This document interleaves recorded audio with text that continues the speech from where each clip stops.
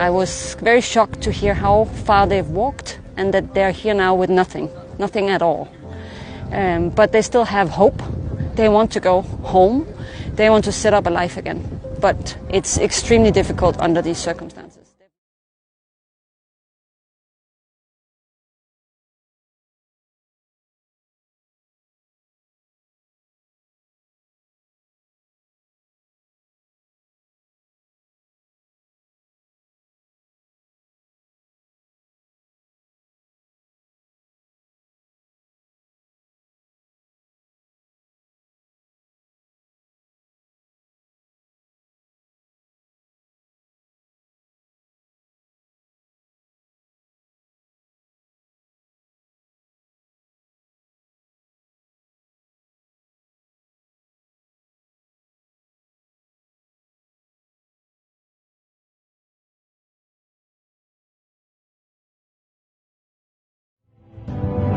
We're also now focusing specifically on the WASH program.